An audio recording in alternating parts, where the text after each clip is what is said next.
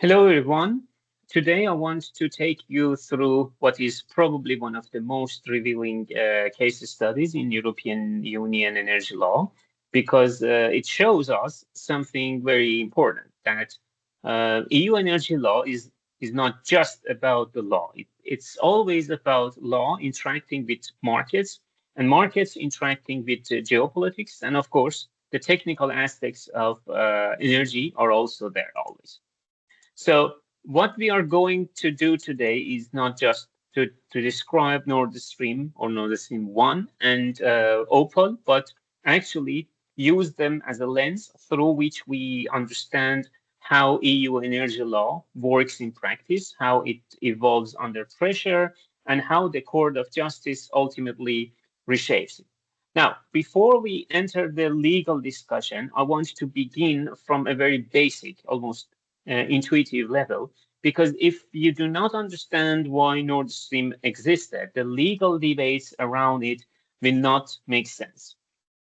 So if you look at the European Union's energy structure over the last decade, one thing becomes immediately clear, that the EU is structurally dependent on imported energy, including natural gas. And this is something we discussed in the very first lecture of our course. A large proportionate of this gas used to historically come from Russia or before collapse of from the Soviet Union. So the question is, what was the original idea here? Why did Europe, and especially Western Europe, even start relying on Soviet gas in the first place? To answer that, we need to step back and give some historical background, because this didn't just happen overnight. There were actually two main reasons behind this development. Well, after World War II, the Soviet Union started expanding its gas network westward. The initial goal uh, wasn't really Western Europe. It was mainly to supply gas to other parts of the Soviet bloc, especially the countries that were either a part of the USSR or closely aligned with the USSR. So gas was seen as a key driver of industrialization in these regions, mainly the places that you can see the red pop pipeline has been expanded. And you can see this, for example, in the construction of the Brotherhood pipeline system. By mid-1960s, these pipelines had already reached close to Austrian border. And Austria signed the contract to import Soviet gas, while physically the infrastructure was already moving toward Western Europe, even before the political decision was fully there. Now, let me remind you of something you already know from your history courses. You know that during the Cold War, after World War II, and before the collapse of the Soviet Union, there were actually two German states, West Germany, which was aligned with the Western Bloc, and East Germany, which was part of the Communist Bloc. But here something very important happened. West Germany entered into an agreement with the Soviet Union to import natural gas. Now, why would a Western country do that during the Cold War? This is where foreign policy comes in. This move was part of the broader strategy known as Ostpolitics, which was primarily pursued by the West German Chancellor, Willy Brandt. Very simply put, the idea behind Ostpolitik was to reduce tensions with the Eastern Bloc, especially the Soviet Union. So one of the key tools for doing that was increasing economic and commercial cooperation. The underlying logic was that if you build economic interdependence, you create the conditions for peaceful coexistence. And one of the most important ways to do that was through large-scale energy cooperation, specifically importing gas from the Soviet Union. Well, I've mentioned this before briefly in or earlier lectures, but it's worth repeating. There were even arrangements where West Germany would finance part of the pipeline infrastructure, and the Soviet Union would effectively repay those costs through long-term gas deliveries. So over time, the cost of the infrastructure would be recovered through the gas trade itself. Now, the second reason came slightly later, but it became extremely important, and that was the oil shock. Uh, you know that the first oil shock happened in late 1973 and early 1975. So let me just briefly remind you what happened. In October 1973, during the Yom Kippur War, the last major war between Israel and Arab states, basically, at that time, the Arab countries were defeated and they attributed part of that defeat to Western military and logistical support for Israel. So, in response, major oil exporting Arab countries imposed an embargo on Western states. As a result, oil prices skyrocketed. If you look at the WTI benchmark nominal price, prices jumped from around $3-4 per barrel to as high as $15 per barrel.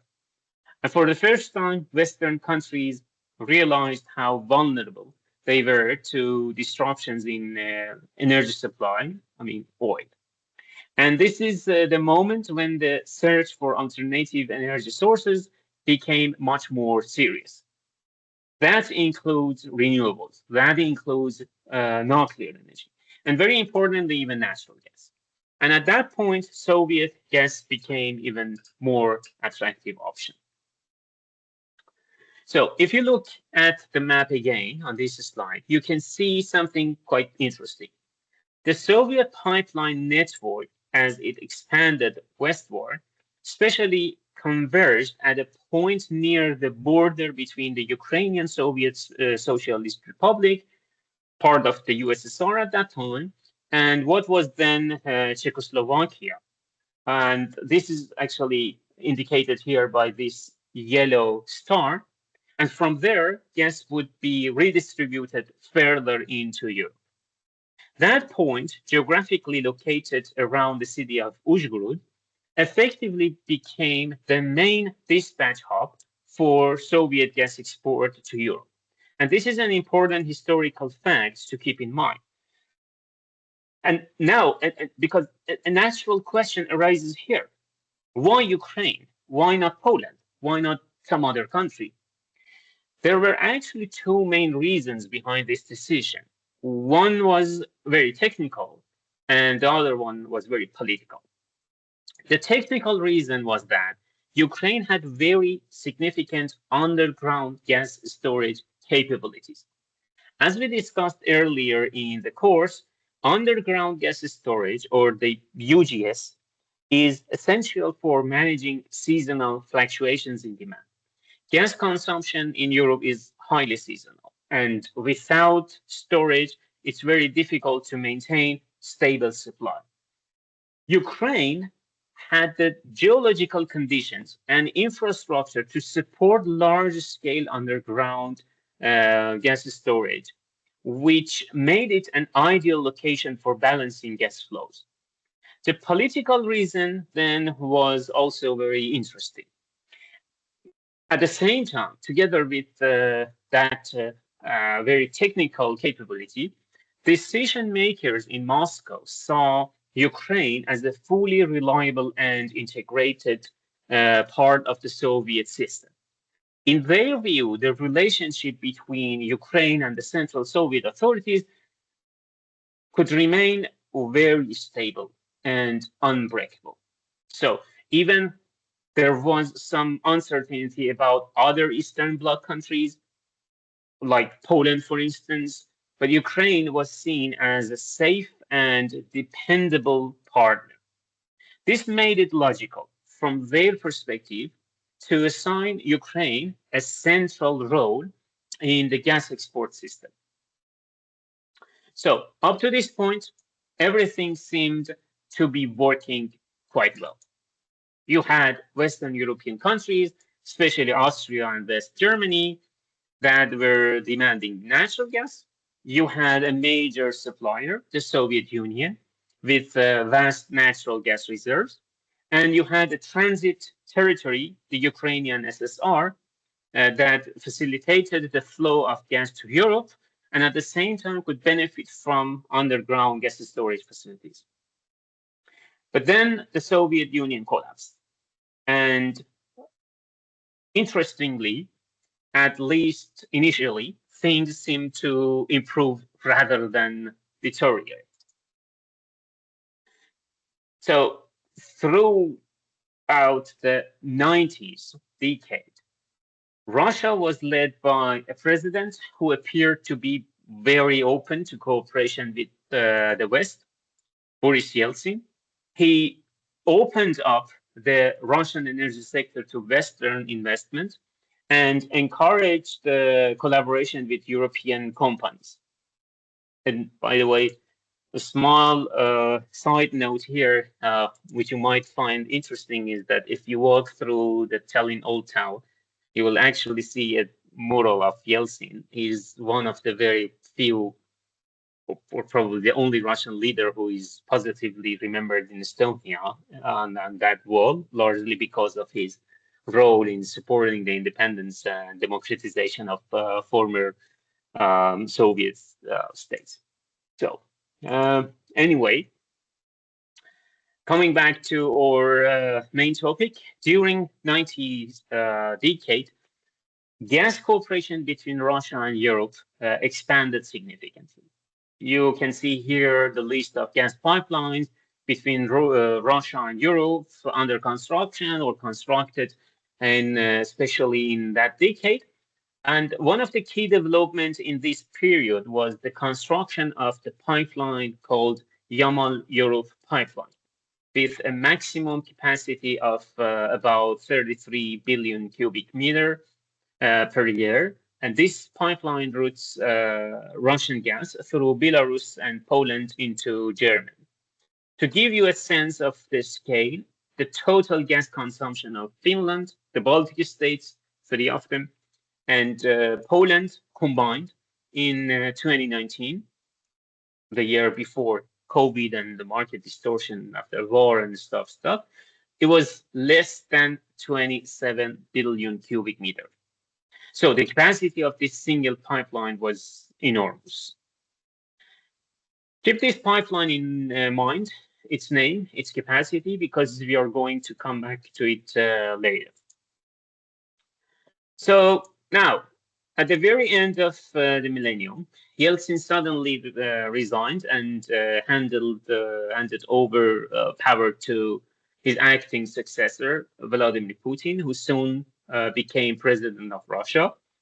At that time, the European Commission even described Russia as a reliable energy partner and actively supported increased gas imports from Russia. It really looked like the relationship between Europe and Russia was entering a stable and mutually beneficial phase. But as we know, things don't always continue as smoothly as they seem. Following political unrest in Ukraine, particularly the Orange Revolution, tensions between Russia and Ukraine escalated significantly. And this is where energy starts to become a political tool. In early 2006, in the middle of winter, Russia cut off gas supply through Ukraine. And you can see that by that time and later even, how the role of Ukraine as a transit country was significant for Europe. So this had immediate consequences for several European countries, including Central European states and even Germany. The same thing, but less severe, happened again even in 2009. These events were a turning point. In what sense? In a sense that for countries like Germany, it became clear that energy security could not depend on transit routes that were vulnerable to political conflicts between third countries and the supplier. So this is where the idea of Nord Stream really gained momentum, because the idea was simple but very powerful. Build a pipeline that runs under the Baltic Sea directly from Russia to Germany, bypassing all transit countries. Now, it's important to note that the idea itself, of course, was not entirely new. And in fact, Nord Stream AG, the company, was established as early as 2005. But the gas dispute between Russia and Ukraine in 2006 and then in 2009 acted as a major catalyst. They basically accelerated the project and made it politically urgent. Now, Nord Stream or Nord Stream 1 is an offshore pipeline running through the Baltic Sea directly from Russia to Germany. And it became operational in two phases, in 2011 and 2012. It is about like 1,200 kilometers long, and it connects directly into the German gas network.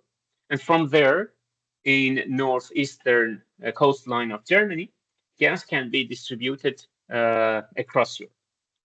The pipeline itself included two parallel giant pipeline per se, each one 48 inches diameter, something like 1.2 meter, and was able to transfer 55 billion cubic meter, or BCM, per year. Just to give you a clue, you remember Yamal Europe, I mentioned it earlier, its capacity was maximum 33 billion cubic meter. And the total Finland, Baltic plus Poland consumption was 27. So this is what I said earlier, that the Nord Stream alone could transfer 2 times more than total Finland, Baltics, Poland consumption a year in 2019. And this was really huge. The pipeline started working in 2011. And now from a purely technical and economic perspective, this makes perfect sense. You reduce risk, you increase efficiency, and you create a more stable supply route for yourself. But from a political perspective, this is where problems begin. Because what Nord Stream does is not just create a new route. It shifts the geography of gas flows in Europe. It reduces the importance of transit countries like Ukraine, like Poland. And that has consequences, not just economic, but also strategic. Now, keep in mind, because Nord Stream 2 is essentially an expansion of the same logic. This is another pipeline that we don't discuss in this lecture, but only occasionally. But it has another story, another complexity. And this is something we discuss it later in another lecture. But for now, Nord Stream 2 follows almost exactly the same route. And you can see these two pipelines in this map. It was designed to double the capacity of Nord Stream 1. So instead of being just one major corridor, you know how a dominant corridor directly was established linking Russia to Germany.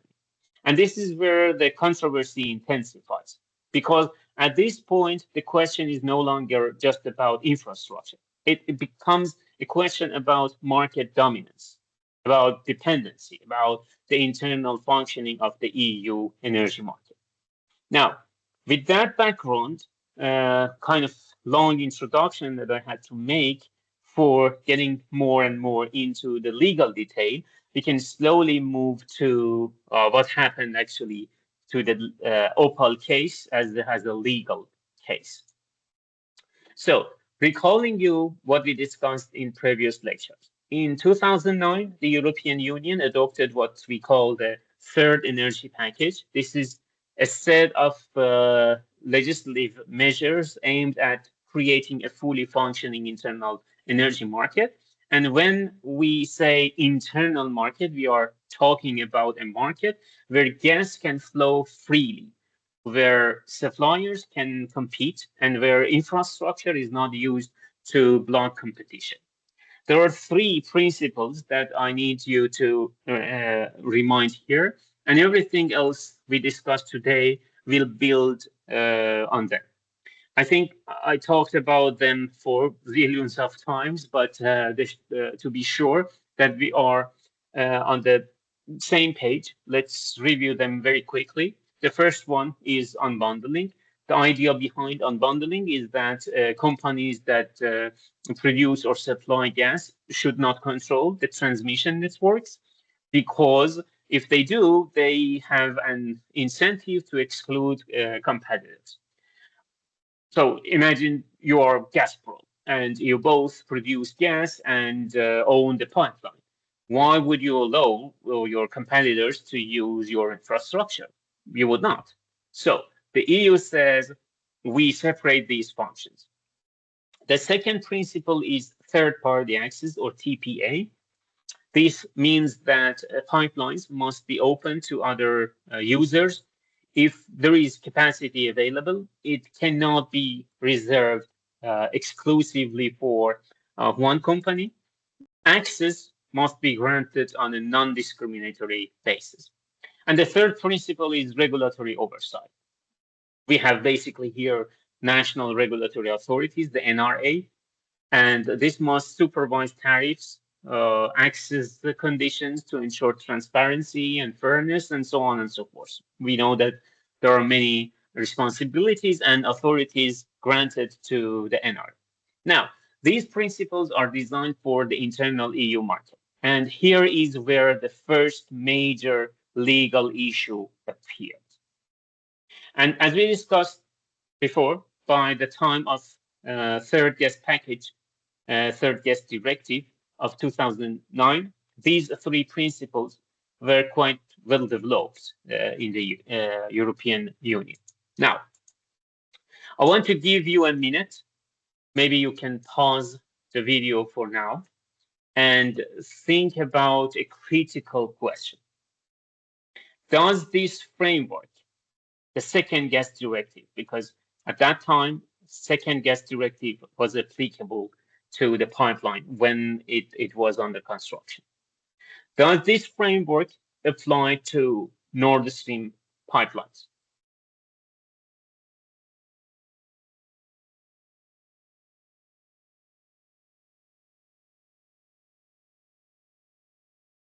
Okay, I hope you use this opportunity to make a pause and think about the case. Well, at first glance, you might think yes, because these pipelines clearly affect the EU market.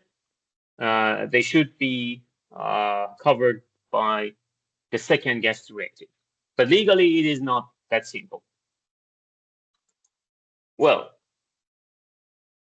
if you look at the map, you will see that Nord Stream is not entirely within the EU, because a large portion of it lies outside the EU territory, under the Baltic Sea, in areas governed by international law. Or more precisely, the two branches of Nord Stream 1 were mainly laid down on the seabed outside the territorial waters of any EU member state, but only in their exclusive economic zone, or shortly EEZ, and the international waters. So the question becomes, can EU internal market law apply to infrastructure that is partly outside its jurisdiction? And initially, the dominant legal view was that it cannot. The reasoning was that the second, or then later the third energy package was designed to regulate transmission systems within the EU. It was not intended to regulate import pipelines from third countries. So pipelines like Nord Stream and Nord Stream 2 later were considered to fall outside the scope of the directive, at least in their offshore section. This is the first point I wanted to mention here in the whole lecture. But this is exactly the point where lying on a narrow and mere legal perspective doesn't really get us to the right answer. And I really want you to pay close attention from here. So if you look at the map, here you can see Germany, how Nord Stream reaches to the territory of Germany. And it is true that most of Nord Stream itself was located outside EU territory, as I mentioned, international waters and EEZ in offshore areas. But once the pipeline makes landfall in Germany, especially at Lubmin, it splits into two major onshore pipelines. The OPAL pipeline in pink, you can see, which runs south, more or less parallel to German-Polish border, and the NEL pipeline, which runs west toward northwestern Germany and further into European network. Now, let's focus on the OPAL pipeline, the pink one. OPAL, with 36.5 billion cubic meter per year capacity, has been in operation from October 2011, while NEL, with 21.8 billion cubic meter, has been in operation since late 2013. So OPAL basically splits into two functional directions per se and inside Germany. One branch goes toward Großkoris near Berlin, where it connects to a German domestic gas network. And that part has an exit capacity of about 4.5 billion cubic meter per year. The other, much larger pipeline continues southward as OPAL stood toward the Czech border in the city of Brandov, with roughly 32 billion cubic meter per year capacity. So most of the gas keeps flowing south to Czech Republic, and only a relatively small portion is taken off into German network. And this is important to remember because OPAL pipeline could potentially influence the natural gas market outside Germany. It could affect the Central Europe's gas market, and its cross-border capacity was quite important in this sense. And now there was a critical question here. Was OPAL pipeline under EU jurisdiction when it was built? And the answer is yes, it was. So here comes the important timeline. When the pipeline was being planned, the second gas directive, Directive 2003-55 EC, was the law of the land. According to Article 18 of the second directive, non-discriminatory access had to be granted to third parties. As I said before, OPAL was designed to carry 36.5 billion cubic meter per year. So in order to comply with third-party access, the operator could not reserve the capacity exclusively for itself or a single supplier, but instead the available capacity had to be allocated in a non-discriminatory way among potential users. Recalling what we had in our lectures about the second gas directive, under Article 22 of the directive, the second one, it was possible, upon request by gas undertakings, for the competent authority to grant an exemption from third-party access obligations under certain conditions. However, such a decision has to be notified. And this word matters very much. It had to be notified immediately to the Commission. So, based on this, the German federal authority, the Bundesnetzagentur, granted such an exemption to the OPAL pipeline on February 25, 2009, for a period of 22 years. The German authority then notified the Commission of its decision on the month after, on March 13, 2009. So let's review it once again quickly. We have the Nord Stream pipeline being built. The offshore pipeline itself was largely outside the scope of second energy package, no question.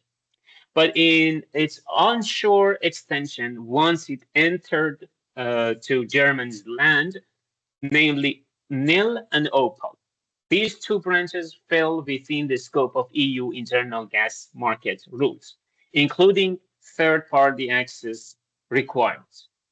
Let's focus on OPAL. OPAL was predominantly designed to transport Russian gas through Germany to Central Europe. And in principle, it had to comply with third-party access. But the German regulatory authority, on the basis of Article 22 of the second gas directive, granted an exemption for OPAL for a period of 22 years. This exemption covered the relevant transmission capacities, in particular cross-border capacities, allowing the operators under certain conditions to limit or exclude third-party access. The Commission was then notified of that decision. So it seemed very neatly designed so far. Germany could benefit from the deal with Russian Gazprom as planned. The gas could reach to Central Europe as initially intended.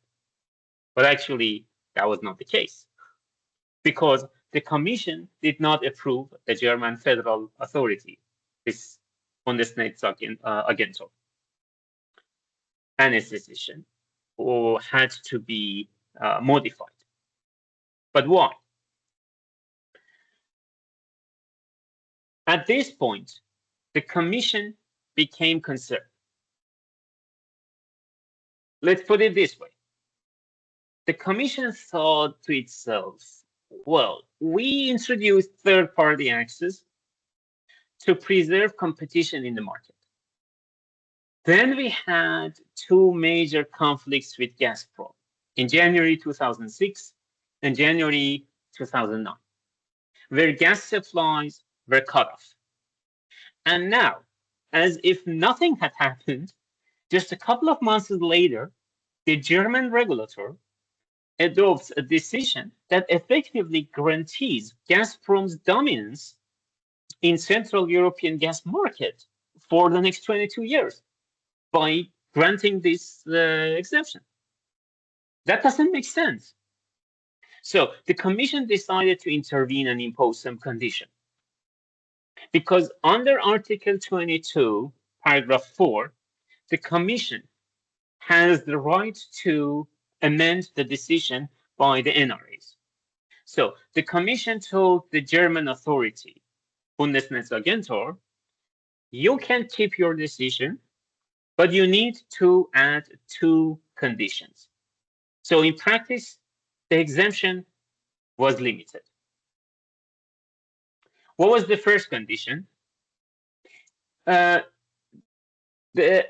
Commission introduced a competitive cap It said that any company considered dominant in the gas market, which in practice clearly targeted Gazprom, could not reserve more than 50% of OPAL's capacity at the Czech border in any given year.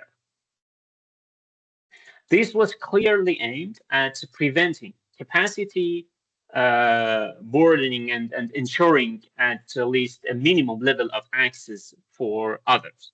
So even though TPA, third-party access, was generally exempted, the Commission effectively reintroduced a form of indirect TPA through this condition, which, as you can see, was actually quite strong.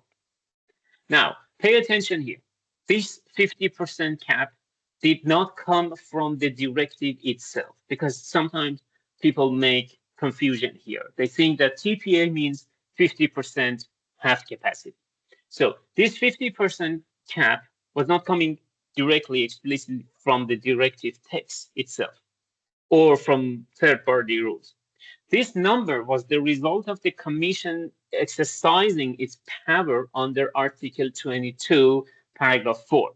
That is, the part where it can modify a national decision and impose conditions on it. Now, let's step slightly outside the strict legal framework and ask, what was the logic behind these numbers? Where did this 50% come from? The Commission was facing a contradiction here. On the one hand, it wanted to preserve the exemption granted by Bundesnetzagentur so that the investment in Nord Stream and OPAL would remain economically viable.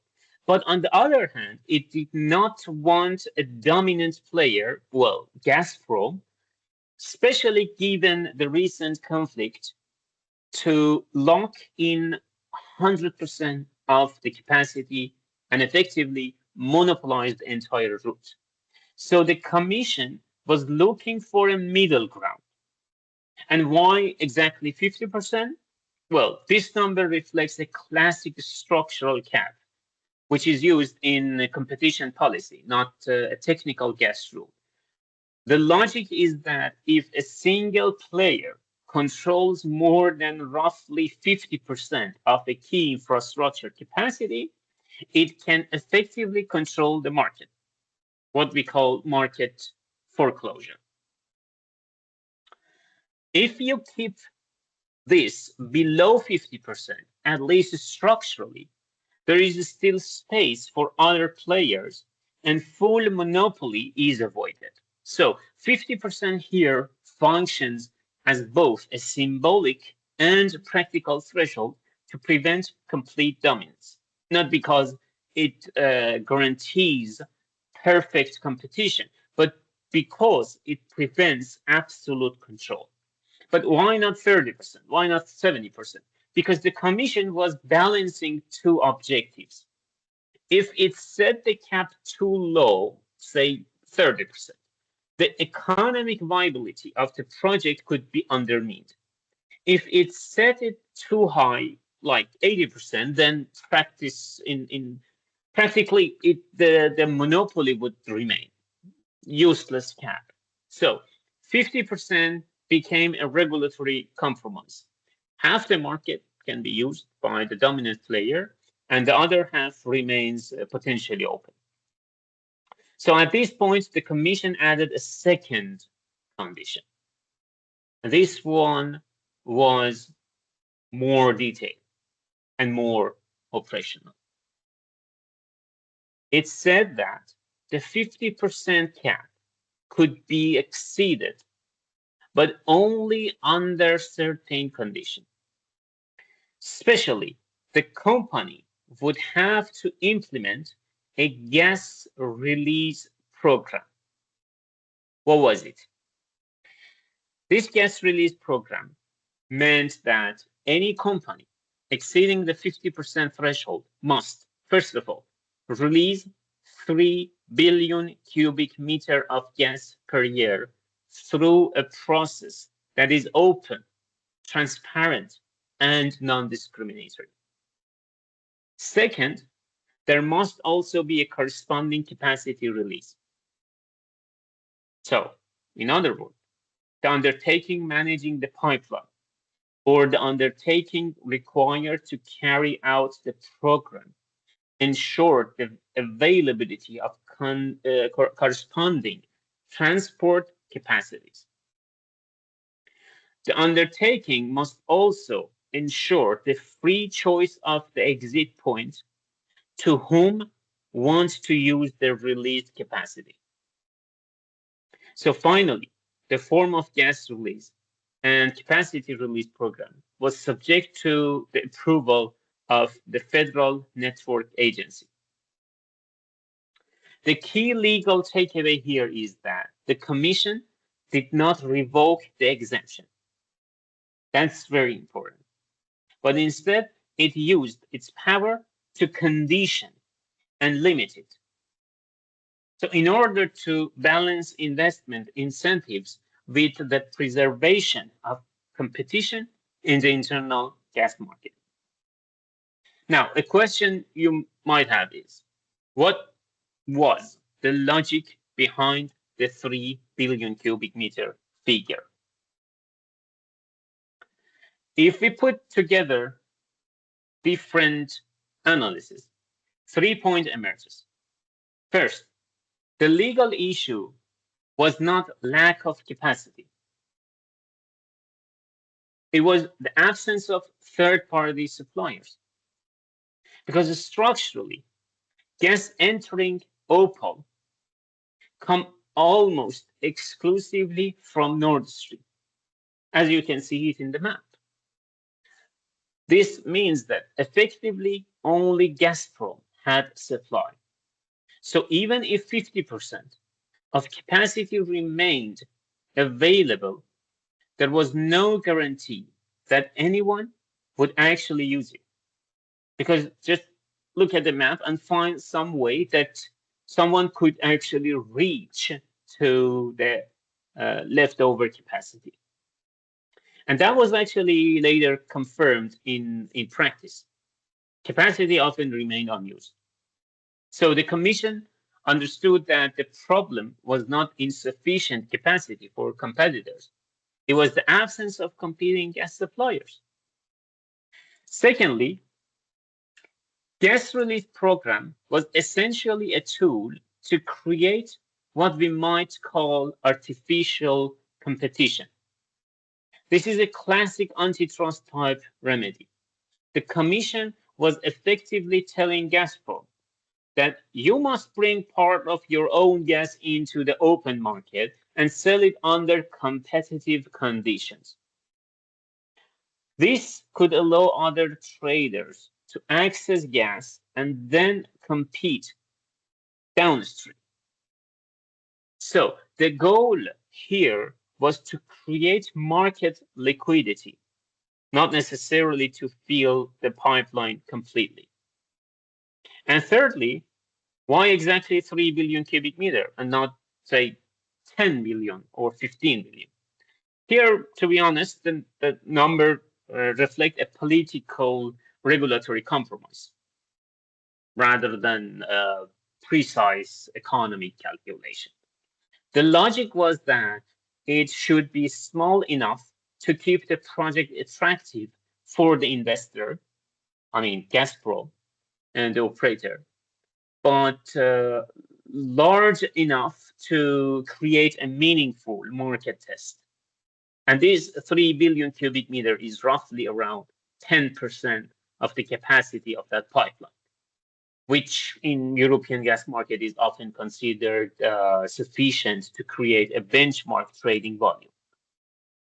Not full competition, but enough to break absolute monopoly. Now, let's bring everything together, make it crystal clear once again. Nord Stream was designed to bring 55 billion cubic meter per year to Germany, right?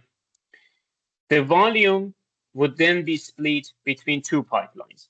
Nil, that you can see it in gray, going towards west, with around 21 million cubic meter capacity, and OPAL, this blue one, with about 36 billion capacity.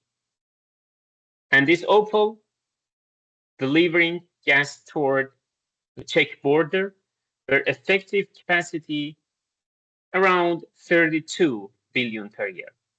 The rest was transferred to Germany. So this OPAL was mainly designed to transfer Russian gas to the border between Germany and Czech Republic, and then continue it to the Central Europe. The issue was that OPAL would normally be subject to third-party access, which Gazprom was not willing to accept. So it applied for an exemption, and Germany approved it. But Commission intervened and said, hey, if you cannot do this because you are granting Gazprom, the one who cut off gas just a few months ago to us, and you by this way you are extending its dominance on the Central European gas market. Fine, you want OPAL to be exempted from third-party access, it's okay, but let's put some condition. And the condition was that an undertaking that is dominant on one or several large markets in natural gas. Well, you see that this phrase was designed somehow just to target Gazprom, right? So this undertaking dominant in one or several large markets in natural gas is prohibited to reserve more than 50% of the transport capacity of OPAL pipeline at the Czech border in a single year. So Gazprom or the operator of OPAL pipeline, which was mainly owned by Gazprom, it could use the OPAL pipeline without being limited to third-party access obligation, but it could only have 50% of the capacity, which could mean that no more than 17 billion cubic meter per year. It could not be granted to Gazprom. But it added that if Gazprom wants to exceed this, and if they want to use more than this 17 billion cubic meter per year, they have to release 3 billion cubic meter of this gas transferred by OPAL and sell it into an open, transparent, and non-discriminatory procedure to everyone who wants it. Now, at first glance, it seems reasonable that Gazprom would accept this, right? Because you accept to sell out 3 billion cubic meter of your gas, but instead of that, you will have access to 17 billion cubic meter free capacity of this pipeline that you actually constructed for yourself, right? So you give 3 billion, but you achieve 17 billion cubic meter capacity. Looks very reasonable and rational, right? But in reality, Gazprom never did this. Why? Here again, we need to move beyond purely legal reasoning and look at the broader commercial logic. At that time, Gazprom's strategy, we are talking about early 2010s, when Gazprom's strategy was to maintain control over the European gas market. On the other side, the EU was trying to break this dominance. So it was a competition between two sides. So for Gazprom, the issue was not that 3 billion cubic meter was too small. No, the issue was that the structure of this obligation itself was costly and undesirable. Why? Because the Commission required that the release should be open, transparent, and non-discriminatory, combined with the real capacity release and regulatory oversight. For Gazprom, this meant several things at once. What? First, it would have to sell gas through mechanisms like auctions or open market sales, rather than through long-term contracts, which could remain confidential. So you are asking Gazprom to reveal the price and come up with some competitive prices. These were very against to the very central logic of Gazprom's business model, because Gazprom wanted to have these long-term contracts, very close, confidential, to control the market. And you are asking Gazprom to break on its own his own market principle.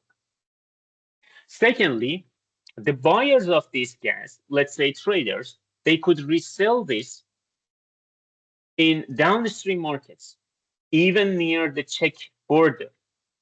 So it means that you are asking Gazprom to hand over part of its own gas to those people who would use it against Gazprom in competition. And this was not just about giving up volume, it was about creating competition against itself. Gazprom did not want that either. Third, such programs usually come with additional obligations, like ensuring corresponding capacity and allowing flexibility in exit point, as I mentioned earlier. So the impact could be much larger than just 3 billion cubic meter. And in practical terms, it would be like shooting itself in the foot. And unsurprisingly, Gazprom chose not to do that. So for Gazprom, this was not a simple 3 billion cubic meter obligation. It was a package of commitments that would weaken its market control and strengthen competitors. That was something that explaining why it preferred to stay below the 50% threshold rather than accept those conditions, even if the number looked itself very, very small. So as a result, the remaining 50% capacity was never really used under the mechanism designed by the Commission. And after some time, Gazprom, together with OPAL pipeline operator, the company called, in short, OGT. So Gazprom with OGT started pushing again, arguing that the capacity was being left idle and underutilized. And this is waste of money, waste of investment, and that the condition should be loosened. This was around April 2013, during the implementation of the third energy package, which, as you remember, introduced stricter rules compared to the second package. So following negotiations with Federal Network Agency, eventually on May 13, 2016, the Federal Network Agency of Germany notified the Commission on the basis of Article 36 of the third gas directive of its intention to vary certain provisions of the exemption granted by its decision, earlier decision in February 2009, regarding the share of OPAL pipeline operated by OGT. So under the previous regime that we already discussed, there was a clear restriction. A dominant company, essentially Gazprom, could not reserve more than 50% of the capacity. This was a direct behavioral control. In the new proposal, OGT and Gazprom suggested removing the cap and instead requiring that at least 50% of capacity at the German-Czech border be offered through auctions. Remember, total capacity was around 32 billion cubic meter per year. So focus shifted from who can reserve how much to how capacity is allocated. Now, we need to think carefully about what this actually means. Let's put it this way. OPAL is effectively an extension of Nord Stream 1. That means, in practice, no gas other than Russian gas flows into it. So, this proposal was essentially a way of bypassing the original limitation. Even if capacity was auctioned, there were no real alternative suppliers who could use it. So on the paper, this looked like a move toward market mechanism, auctions, transparency, open access. But when you combine that with the technical reality that Gazprom controls the only supply source, the real meaning becomes clear. And it is only one effective player. Auctions do not necessarily create competition. The same dominant player can simply acquire the capacity through the auction. So, in substance, this change replaced direct control over dominant player with reliance on market mechanisms in a situation where the market is not actually competitive. So that was the issue. Anyway, on October 2016, more precisely October 28, the Commission, based on Article 36, paragraph 9 of the Gas Directive, approved a German proposal. So this was granted Gazprom almost full access to cross-border capacity of OPAL, and it expanded its export volumes, as you can see it here.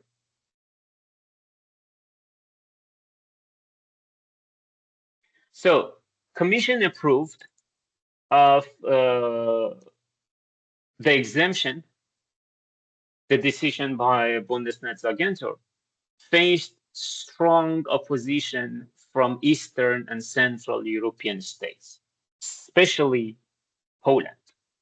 Their objections centered on energy supply security concerns, particularly the anticipated redirection of a significant portion of gas from Ukraine and Poland to Nord Stream and OPAL.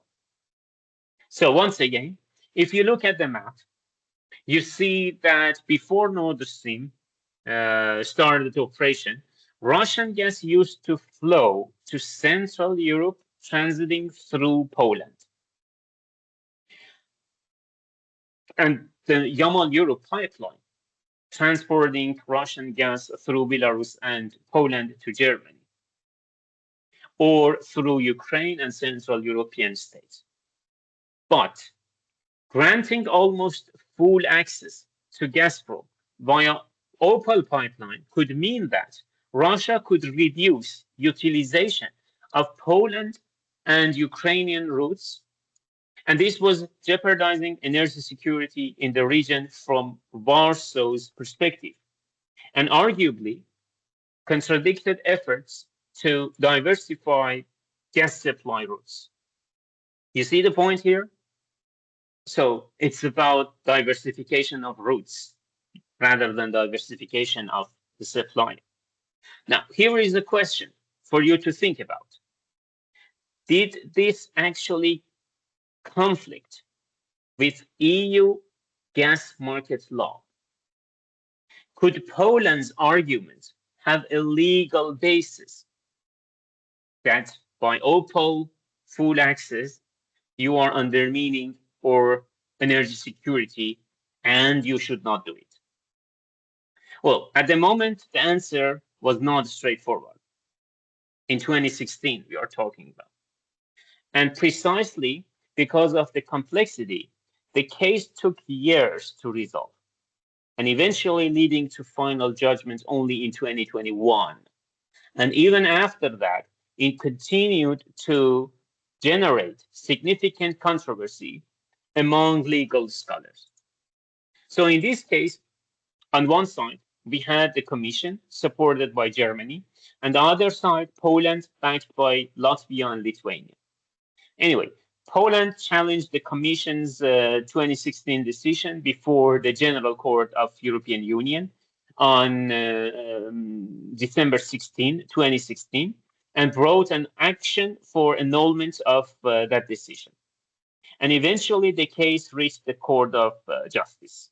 Now, at this point, we need to slow down a little because this is where the discussion becomes properly legal, and also where something quite fundamental happens in the EU energy law that its consequences remained by now.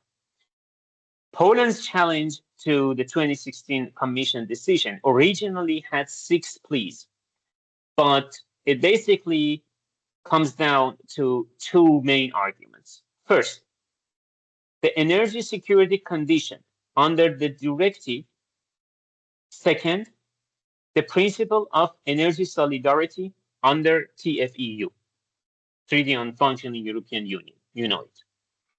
Within its first argument, Poland contended that the Commission had breached the energy security condition of the internal gas market directive by allowing gas flows to be redirected away from the Ukraine route, and this way is weakening Poland's gas supply security. By the General Court, Poland's argument was rejected. So the General Court emphasized that 2016 decision did not grant a new exemption, but it only varied the condition of the exemption granted in 2009, as we discussed earlier, and therefore formed part of the same legal framework rather than constituting an independent decision.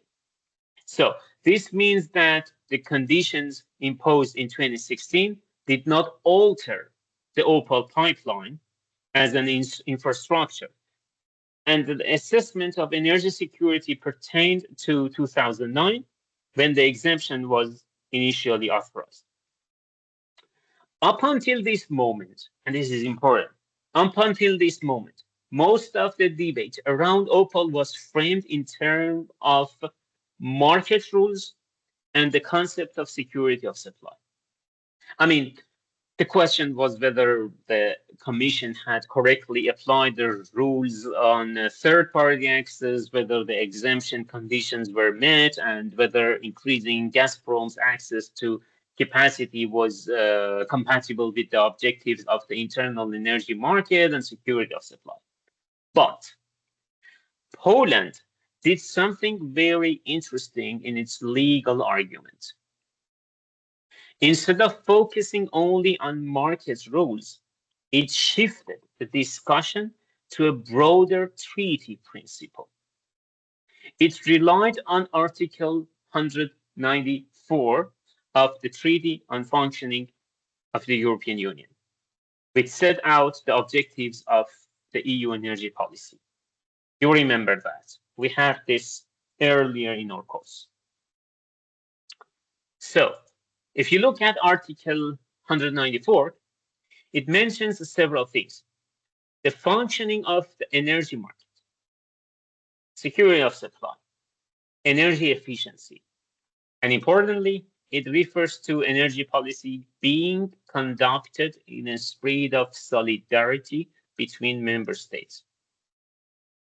That's the point. For a long time, this idea of solidarity was treated as something political rather than strictly legal. It was seen as a general guiding principle, not something that could be enforced in court. But Poland's argument was that this principle should have real legal effect. So let's dig into this deeper.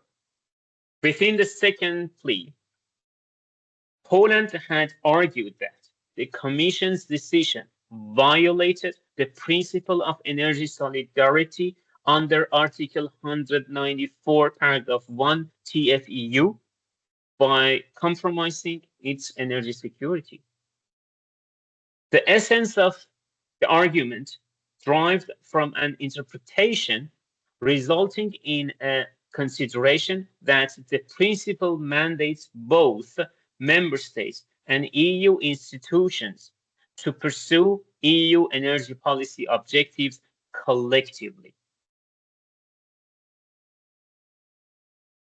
So in turn, the actions which jeopardize the energy security of specific member states run counter to this principle. Poland contended that the Commission's approval of increased gas imports via OPAL or Nord Stream pipeline did not align with the spirit of solidarity, as it restricted and potentially obstructed the utilization of alternative pipeline crucial for Polish energy security. So, putting it more straightforward, what Poland essentially said was like this. Look, when the Commission adopted its 2016 decision and it allowed greater use of OPAL by Gazprom, it failed to properly consider the impact of that decision on other member states, particularly those in Central and Eastern Europe. So as a result, Poland's argument means that by doing so, the Commission violated the principle of energy solidarity. So in a simple word, here energy solidarity means that you should not do something that undermines our collective security of supply. You should not do it in a way that significantly breaches and undermines one other member state's energy security. And by granting that exemption to OPAL, you are doing so. Now, think about what this argument implies, because it implies that decision in EU energy law cannot be assessed only in terms of efficiency or competition. They must also be assessed in terms of the broader impact on the Union as a whole, including the distribution of risk and benefits among member states. And this is a very different way of thinking about energy law. And this matters for us to note within our course. So the General Court initially accepted Poland's argument and annulled the Commission's decision. But this was not acceptable for Germany, who was dissatisfied with the decision.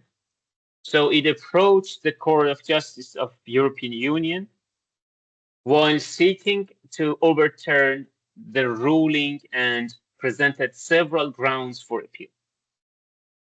So Germany's legal arguments stood on four main pleas.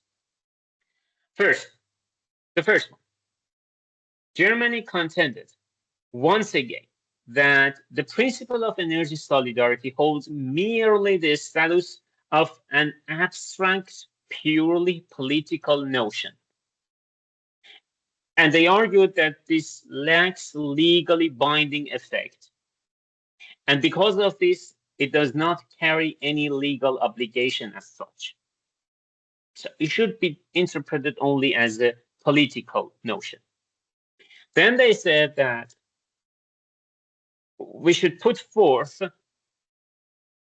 that the principle of energy solidarity does not apply in the given context of member states' decisions and disagreements derived from those decisions. So essentially, Germany argued that likewise, the way that the TFEU addresses the solidarity between the member states in emergency, and here I want to remind you that there is Article 122. So this is Article 122. So you remember that there we have this important phrase within the text. Let's read it together. without prejudice to any other procedures provided for in the treaty, the Council, on a proposal from the Commission, may decide in a spirit of solidarity between member states upon the measures appropriate to the economic situation, in particular if severe difficulties arise in the supply of certain products, notably in the area of energy. Two, where a member state is in difficulties or is seriously threatened with severe difficulties caused by natural disaster or exceptional occurrence beyond its control, that the Council, on a proposal from the Commission, may grant, under certain conditions, Union financial assistance to the member state concerned. The President of the Council shall inform the European Parliament of that decision. So, according to this argument, Germany was emphasizing the relevance of solidarity only in case of disasters or crises, not in other occasions. And following those stipulations, the absence of such emergency circumstances renders the principle of inapplicable. The third plea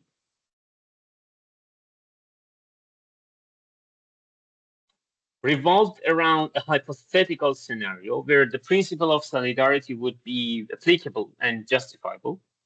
In this situation, Germany claimed that the Commission did, in fact, consider the principle of energy solidarity in its decision-making process, evaluating the applications of the decisions on the Polish gas market.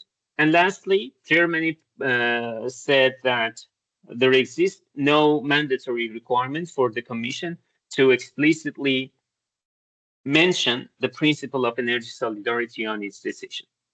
And this was forming the fourth argument in its appeal. But actually, all of the German pleas were dismissed when the CJEU issued its final decision in summer 2021. So, in response, the Court of Justice held that principle of energy solidarity is not merely political. It is binding legal principle, which must be taken into account by EU institutions when they exercise their power in the field of energy, among other things. So basically, the court reframed the General Chamber's stipulations, and it even provided a more in-depth interpretation of the principle's nature while drawing comparisons with the principle of sincere cooperation, and expounded on the principle's applicability to relationship between the states and institutions. And here, one of the most important point was that the CJEU clarified that constraining the principle of energy solidarity solely to the security of supply concern is unwarranted.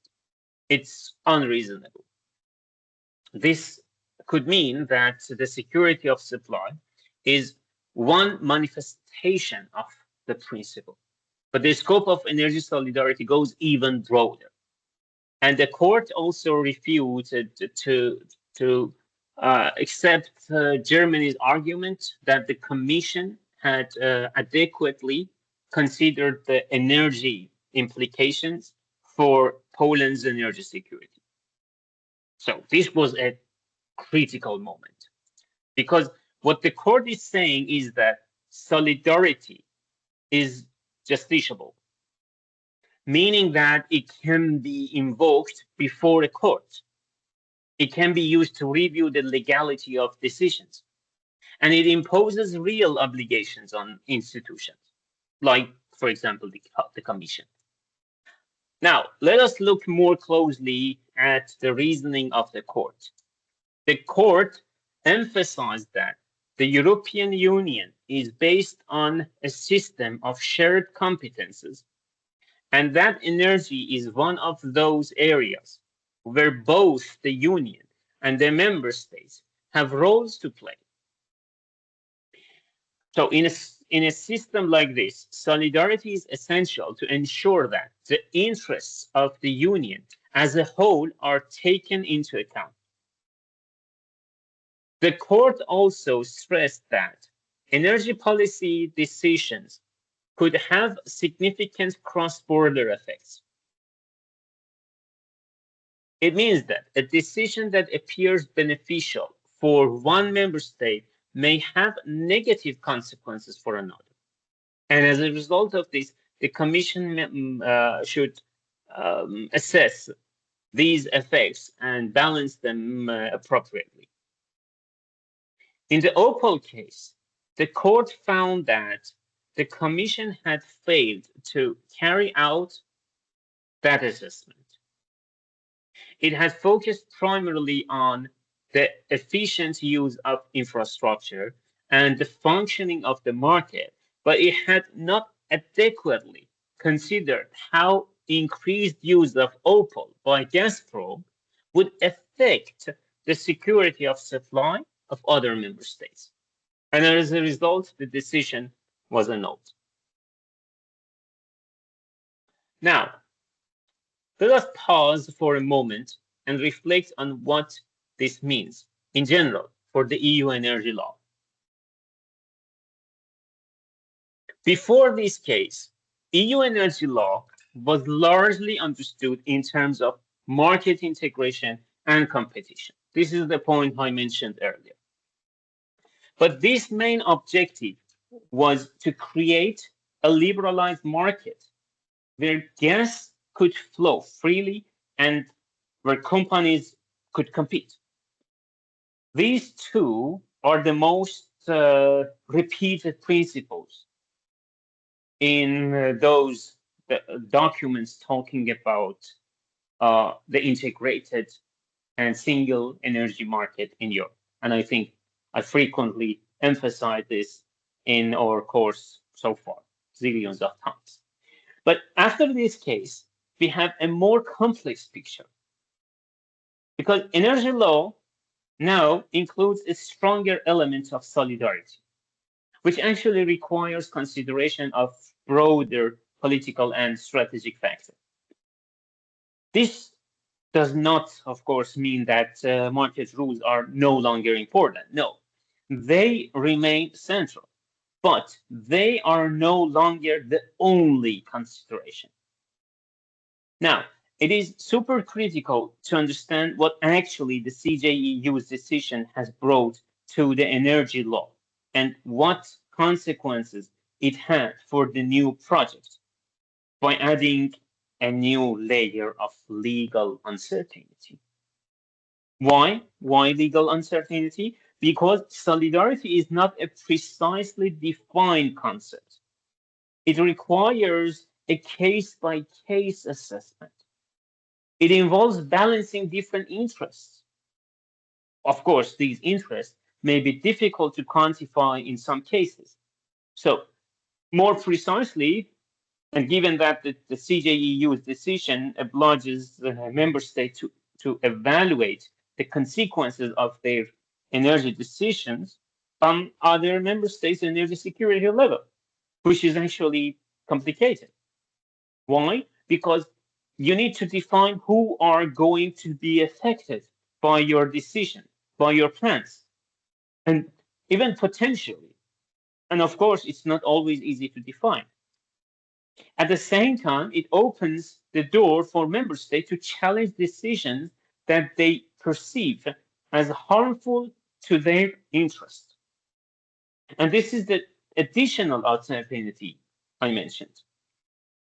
So in a sense, the OPAL case transfers EU energy law from a relatively technical field into a more openly political one. In a political atmosphere where legal arguments are closely intertwined with questions of policy and strategy. So you can see now another reason why I titled our course EU Energy Law and Policy, but not only EU energy law, right? Now, before we conclude, I want to bring together the different elements we have discussed and place them in a broader perspective. If we look at Nord Stream, we see a project that was developed largely before these legal and political tensions fully emerged. It raised concerns, but it was ultimately completed and integrated into the European system. Nord Stream 2, which we didn't address very much in this lecture, on the other hand, emerges in a very different context.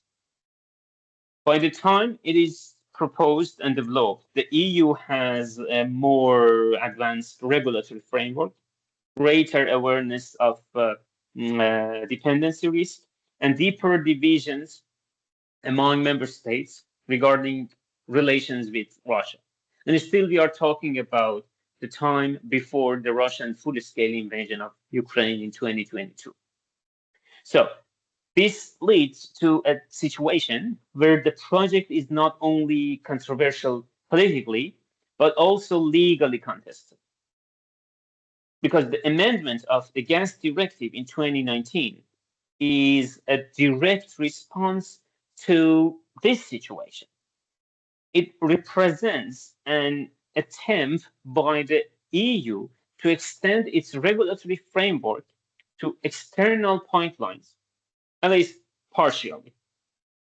And at the same time, OPAL case shows that even within the existing framework, there are limits to how far market logic can go.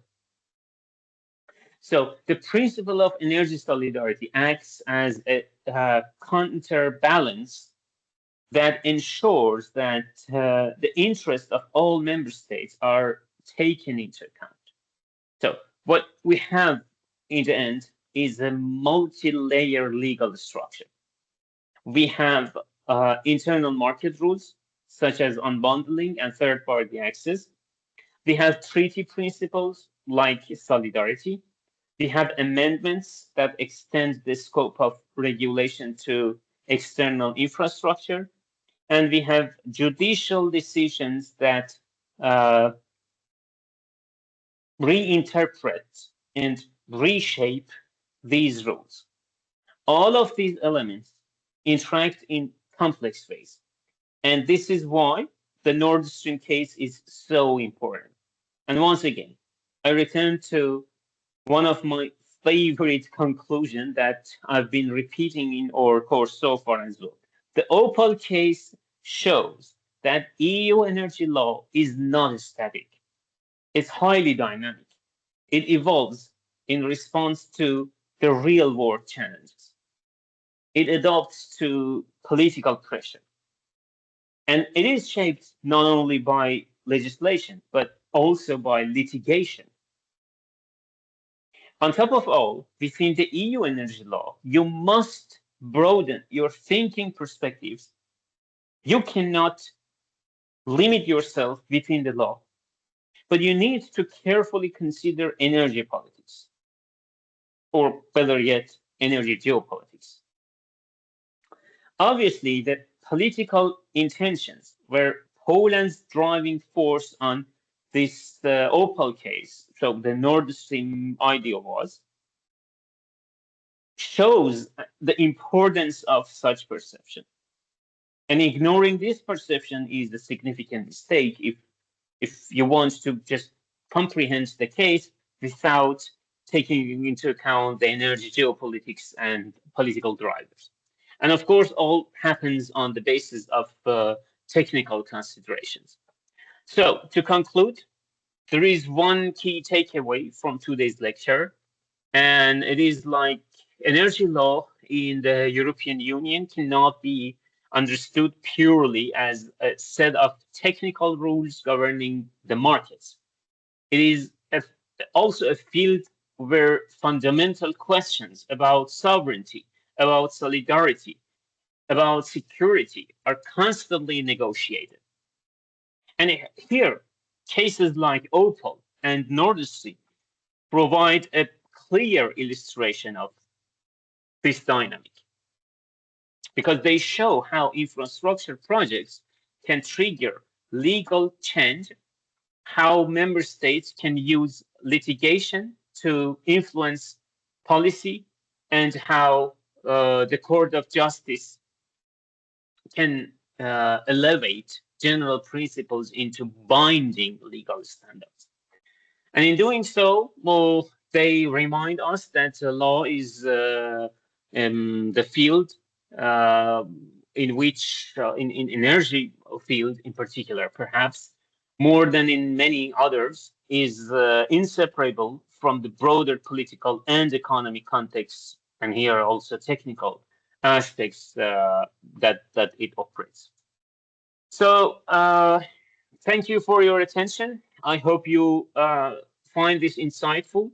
The OPAL case is actually a very, very interesting yet controversial case and a very relevant case in the EU energy law. Still, you see publications talking about the CJEU's decision. Well, I also did the one publication about that and the consequences. You can find it in Google Scholar. So if you have any question, you can reach out via my email, or we can discuss it later in the class. And thank you for your attention. Have a good time.